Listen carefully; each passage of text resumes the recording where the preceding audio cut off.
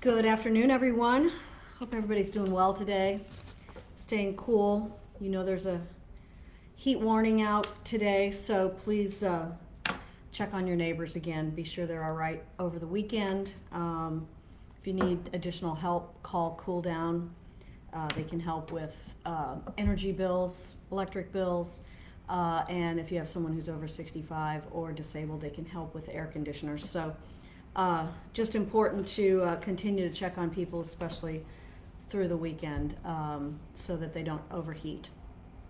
So first up today to talk about COVID.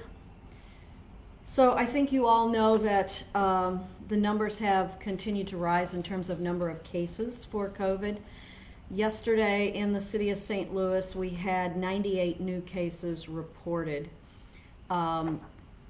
And I'll talk a little about what those cases look like in a minute, but let me just say that for hospitalizations, we got a little bit of good news yesterday.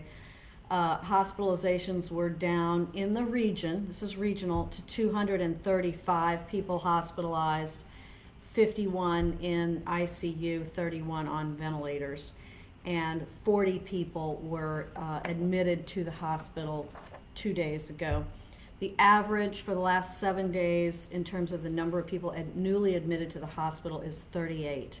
And as I think all of you, if you're a regular watcher, know that those cases are continuing to climb. Now, the other thing that we know, I have a couple of new numbers here for you today, is that the increase in the number of cases is primarily in young people. And when I say young people, I mean under 40. If we look at, the health department just ran these numbers for me today, the last 30 days, the number of cases, 64% of those cases were under age 40. So that 11% of the cases were in their 50s, 6.5% in their 60s, 4% in their 70s, and a couple percent above that. So that is a very high percentage of cases that we are finding in the testing that are among young people. And so the cases are frankly rising faster. The number of cases are rising at a faster rate than the number of people going into hospitals. That's maybe for a couple of reasons. One, young people do not generally have the underlying health conditions that older people have, and therefore may not be hospitalized.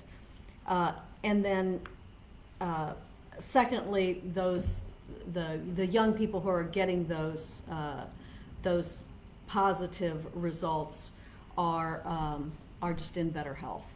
So 64% of the new cases over the last 30 days are on people under 40. So we know that we only have really a couple of levers in terms of what we can do to slow the spread and to slow people getting ill. And of course, hand washing, you know that, social distancing, wearing your mask. Wearing the mask is the biggest, really the biggest preventative thing that you can do. We know that St. Louis City and St. Louis County about 3 weeks ago put in place mandatory mask wearing if you're inside and if you're outside and you think that you may be within 6 feet of someone else. But the other thing that we know is that surrounding counties, the state of Missouri does not have a mask mandate. And we have a very fluid society. We go across city county lines. There's a lot of mixed messaging with regard to mask wearing. But the strongest thing that I can say is that everybody needs to be wearing a mask anytime they're within 6 feet of someone else, indoors or outdoors for that matter. The other thing on this mask wearing is that, I'm going to put this on for a second, okay? I try to take it off to talk to you because it's hard to understand someone when they are wearing a mask, but the only way to wear a mask correctly is covering your nose. And as someone said the other day, they said we didn't ask you to wear a chin strap like that. We asked you to wear a face covering your nose. And from what I'm reading recently, your nose is seeds, I'll use that word, seeds the virus to your lungs even faster than in through your mouth. So when you are wearing your mask, and I know most of you are, thank you for that. Please make sure that your mask is covering your nose as well. Everybody should be wearing a mask. That includes city employees. We've gotten a lot of questions about that. Yes, if you are, everybody should be wearing a mask. If you're outdoors, you should wear it also if you're going to be within 6 feet of someone else who's not in your immediate family, of course. Consider when you're dining out, consider taking that outdoor dining option. We know that being outdoors is better ventilation, a little less transmission, it's believed, outdoors than indoors. So if you can, you're dining outdoors. We know that you can't wear a mask while you're physically eating. Everybody understands that. But hopefully you're with a close group of people, your own family. Wear your mask unless you are eating, and choose that outdoor dining option if it's at all possible. Limit your gathering sizes. You know, we believe that we are seeing spread that really just comes from, you know, social gatherings, birthday parties, graduation parties, barbecues, just sort of what we would have previously considered to be normal social gatherings, but limit the size of those gatherings, please. So important because the only other thing that we can do is pull back on opening. We're really trying not to do that. As you all know, we did pause on the opening, increasing the size of that large venues can open. We did that a week ago. I guess it was a week ago today. Everyone's struggling with this. We're all trying to learn how to coexist with COVID, and this mask wearing is really critical. Let me just look at my notes here for a second. Oh, you know, Dr. Fauci said yesterday, for those of you who like to hear and rely on Dr. Fauci, he said, we're not at the end of this. And so I know it's tiresome and I know it's aggravating, but stick with us here so that we can continue to have our economy open so that people can go to work. We know that the end of this week is when the federal unemployment is ending for people. And so we really can't afford to have even more people out of work than there are now. Hopefully Congress will take some action on that, but it won't be today, it won't be this weekend. Maybe they'll take action on it next week and extend the benefit. Some talk that the benefit would be reduced but extended. So we need to keep our economy open as much as we can and still coexist with COVID. So that's COVID for today. Got a couple of other things to talk about. Some of you may have seen in the news that yesterday Governor Parson was in town, and I was at the meeting over at the police department along with our police chief, St. Louis County's chief, Public Safety Director Judge Jimmy Edwards. A number of state representatives were there. Rasheen Aldridge, Wiley Price, Representative Aldridge, Representative Price, Representative Nick Shore, Representative Grier, Representative Shamed Dogan, Representative Plochner, Representative Roberts, Senator Carla May was there as well, along with a number of people representing federal partnerships, and County Executive Steve Ellman was there for a bit. The purpose of the meeting was to talk about the special session that the governor announced a week ago. That special session is going to consider several crime prevention and crime initiatives. You all know that as of end of the day yesterday, the city of St. Louis had 138 homicides. That's compares with 110 the year before on the same date. And of those 138 homicides, 30 of them were, let me rephrase that, of that 138 homicides, 11 of them were kids, young people under the age of 18. 11 homicides and an additional 21 young people shot, so 30 young people in total shot. Just a very, very serious situation. There's a lot of stress in our community. There's a lot of pain in our community. There are a lot of people settling disputes with guns, and I think this very, very stressful time that we're in right now is we're seeing increases in shootings and homicides all across the U.S., not just in the city of St. Louis. St. Louis is what we're here to worry about. So the special session will have 6 items in it, including lifting the residency requirement, we hope, for public safety, law enforcement, firefighters, and EMS in the city of St. Louis, so that we have a bigger pool of people to hire from, because we are 130 officers short. We also, there's new witness protection funding in this, and there is also something that would make it a felony if you transfer a gun to a minor, someone under 18. So there are some good things in this special session. Hopefully this is not does not become a partisan issue, because we really need to take action on these things. So the special session starts on Monday, and I don't know how long it'll go. Could be a week, could be a couple weeks. All the details are not out yet about that, but that's what we were meeting on yesterday. And it is a matter of trying to make sure that we have the resources on the enforcement side, but that we also have resources on the prevention side. So that was yesterday's meeting with the governor. Now,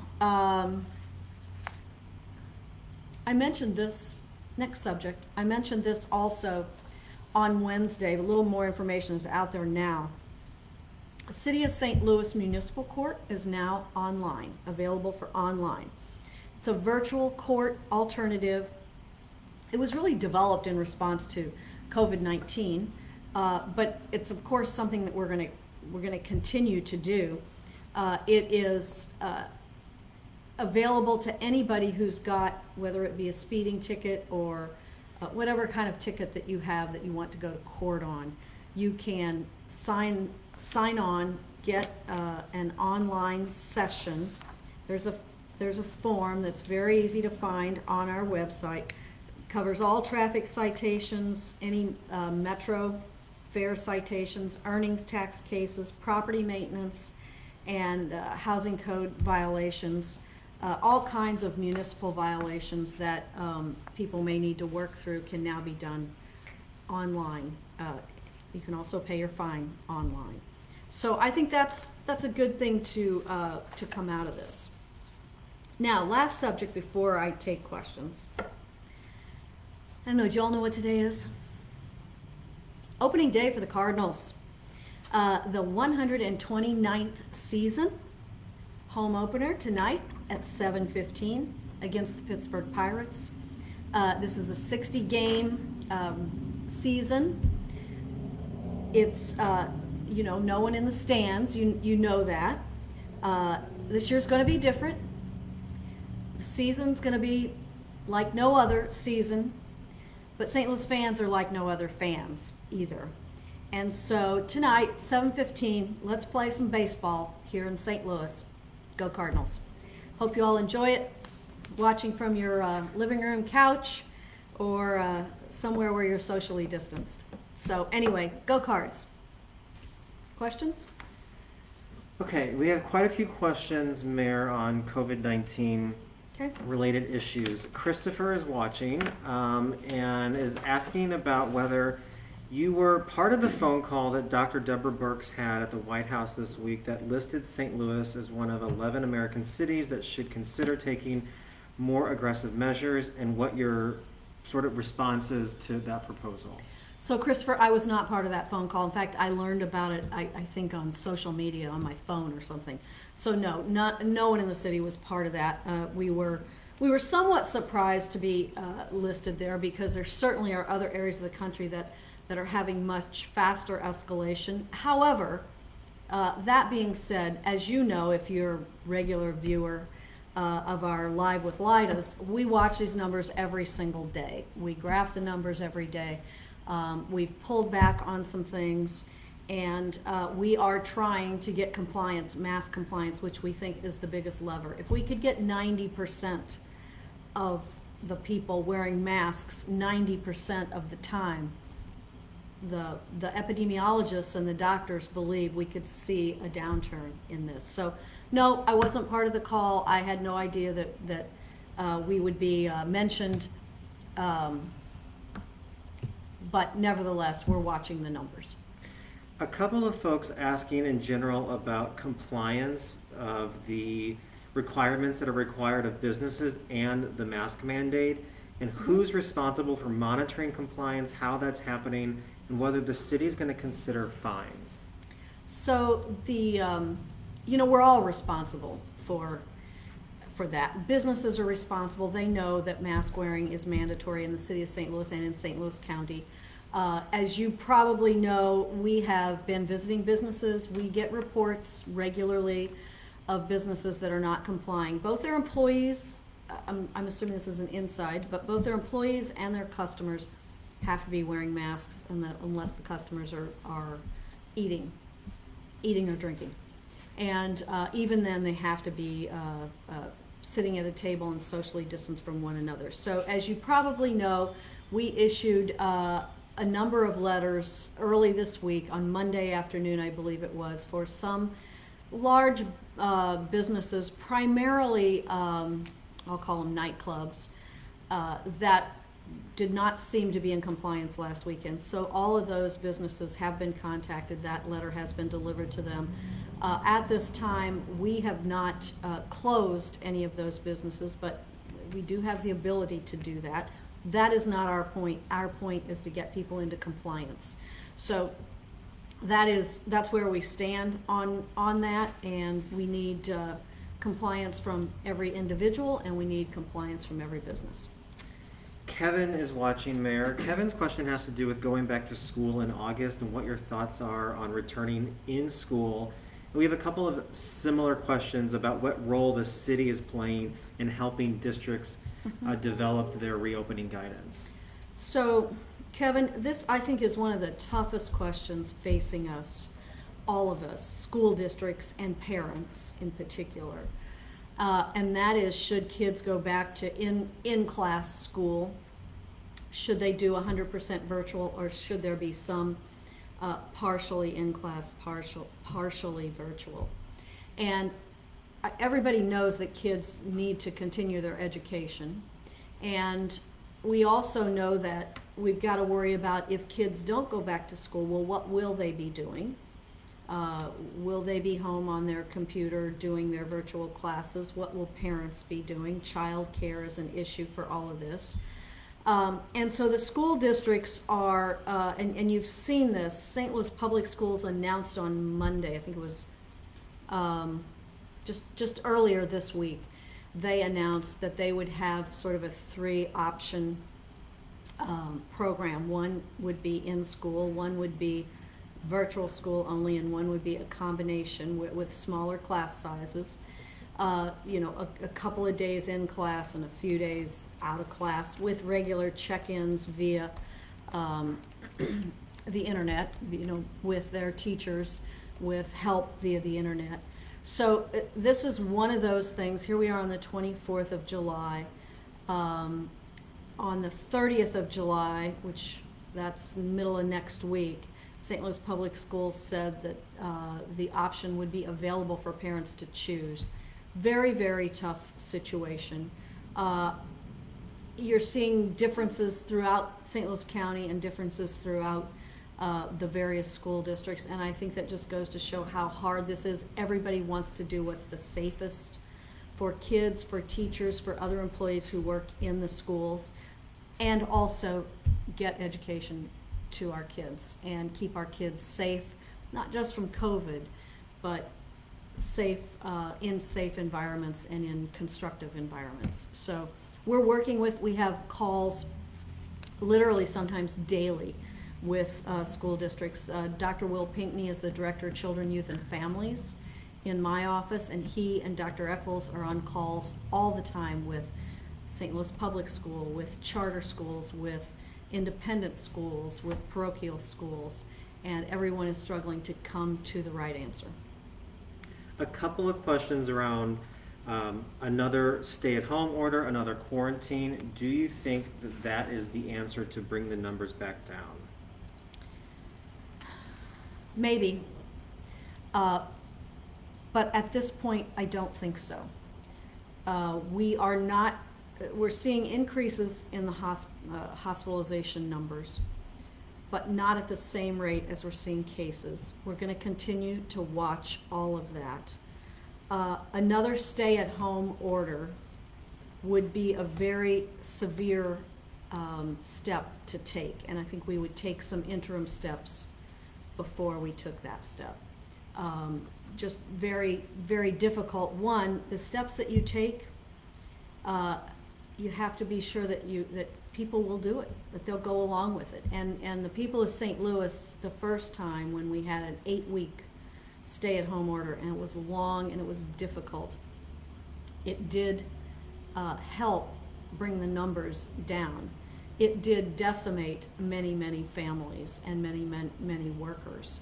And so somehow we are trying to balance that. And that's why we say, just wear a mask, darn it. Because wear a mask, wear it properly, and just be around people who are wearing masks. So. Question from Rachel Mayer about whether you happen to know if the 22nd Judicial Circuit is considering at all, given the unemployment situation, reinstating the eviction ban at any point. You know, there has not been any decision made about that at this point in time, Rachel. What we're doing, and you know this if you've watched with us before, is the city has $5.4 million that we have dedicated to rental assistance. And so putting the eviction order, putting a stop to evictions, of course, means that landlords aren't getting rent. Landlords have to make payments too. And so really what we've got to have is hopefully people are working as much as they can. We know some people have had their hours cut. We know some people have been laid off. And those are the people that we're going to try to help through our rental and mortgage assistance. So we've had a lot of applications already. And we are quite concerned what's going to happen based on what happens in Congress. Because for people that have been on both state and federal unemployment, they have been making $48,000 a year. I mean, it hasn't been a year, but that has been enough to keep most people, at least to keep them going to where they could pay some of their rent, along with other assistance sometimes, utility assistance, food assistance, etc. But if we lose, or when we lose, I should say, because we are losing the federal unemployment piece, then we're again quite concerned that there'll be even more people that will need rental assistance, including mediation perhaps with landlords, in order to keep them in their where they live, in apartments, homes, whatever their situation is. Very, very important to do that. A follow-up question, Mayor, to the $5.4 million that the city's making available in rental and mortgage assistance. What has the turnout been like for that, and do you know what the turnaround time will be on getting the assistance? So, as of a couple of days ago, there had been 2,500 applications. The turnaround time will be pretty quick, within a couple of weeks. And so, our folks in human services and affordable housing are working very diligently with other agencies as well to try to make sure that we can get that money where it needs to go very quickly. We have a couple of non-COVID related questions. Okay. Can you provide an update on what the latest is with the Cure Violence model in the city of St. Louis? Yes. I feel like we talk about this every Monday, Wednesday, and Friday, but it's important, and because it's on the prevention side of fighting crime. I think that the end of May, June 1st, maybe it was almost 2 months ago, we kicked off the first Cure Violence neighborhood, which was Wells, Goodfellow, Hamilton Heights. When I say we gave that contract to Employment Connections. They hired people, they trained people with Cure Violence, and they have already been intervening in some disputes. Just a couple of weeks ago, we selected the next 2 neighborhoods, and that is Dutchtown, where we also hired Employment Connections to hire and train up people with Cure Violence, and we hired the Urban League in order to do the Walnut Park neighborhood.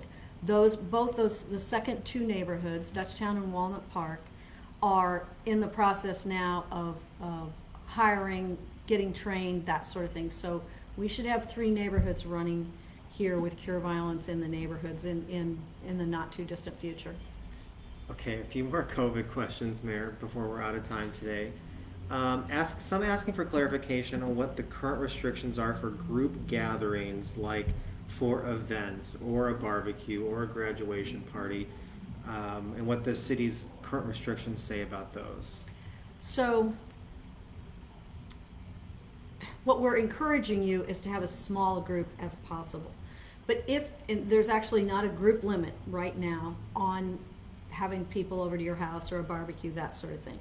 But what there is a limit on is being socially distanced. So if you're going to have folks over, you've just got to stay 6 feet apart, and you've still got to wear masks. That may be one of the first things that changes if we can't get this mask wearing and if we can't begin to drive these numbers down. But at this point in time, we're trying to get everybody to use some good common sense. Keep your groups small, socially distanced, wear a mask, wash your hands. Masks for city employees, Mayor. I think you may have addressed this, but we have a few folks asking if you can ask city employees, including police officers, to make sure that they are also wearing masks in public. Yes, city employees have to wear masks just like everybody else, and under the same conditions. If they're inside, they've got to wear a mask. If they're outside and within 6 feet of someone else, they've got to be wearing a mask. All right, we're almost out of time. We have a question from William about any possible guidance. We've talked about youth sports and how the city hasn't allowed them. Is there any consideration for intercollegiate or athletic sports at the college level, like SLU or at WashU, come fall, and what that might look like later in the year? I don't know what it's going to look like later in the year. I wish I did. I know you all wish you did too. It's just very difficult to predict this COVID situation. Right now, the numbers are on the upswing. We don't like that. So I'm not going to make a prediction that will change, or that we'll have collegiate intramurals or sports. We'd like to, of course, but right now, I'm not going to predict on that. Final question of the day before we gotta go. Adam's question is there actual evidence and data showing how masks, which you encourage us to wear, actually help to slow the spread of COVID-19? There is. The CDC, World Health Organization, every doctor in every hospital that I know, because COVID is spread with aerosol droplets, breathing out of your nose, talking, if you're yelling, even more, but particularly your nose. So breathing it out or breathing it in, either way. If you use the best is a three layer mask or face covering, but even 1 layer is better than no layers. So all the professionals, all the physicians, all the hospitals will tell you that wearing a mask will slow the spread considerably of COVID-19. So please wear a mask. All right, it's 2:30. Thanks all. Appreciate you being with us today. Go Cards!